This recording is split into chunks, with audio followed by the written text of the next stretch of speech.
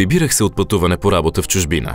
Колата ми е редовно обслужвана в оторизиран сервис на Ауди. Малко преди границата с България, автомобилът даде знак, че не мога да продължа. Случва се и на най-добрите. И тогава разбрах на практика как работи програмата на Ауди „Гаранция за мобилност“. Оказа се лесно като детска игра. Програмата идва на помощ, когато и където и да се намираш, на територията на 33 държави, 24 часа в денонощието, 7 дни в седмицата.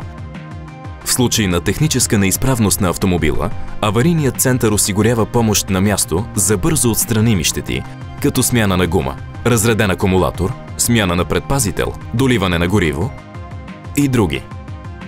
При зареждане с грешно или замръзнало гориво, автомобилът се репатрира, но без възможност за ползване на други услуги по програмата.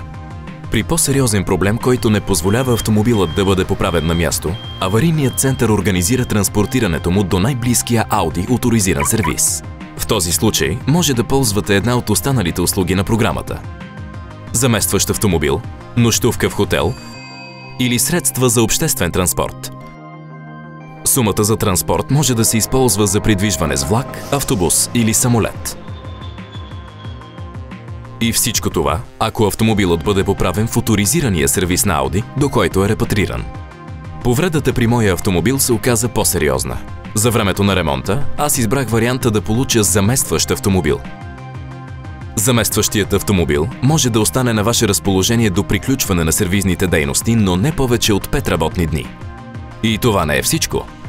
Пожелах връщането на отремонтирания ми автомобил да стане на адреса на моя офис. Това ми спести време.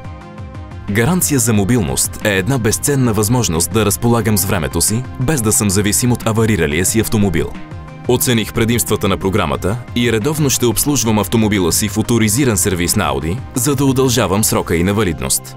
Запознайте се и вие с условията на програмата „Гаранция за мобилност“ във вашия Audi сервис или на audi.bg.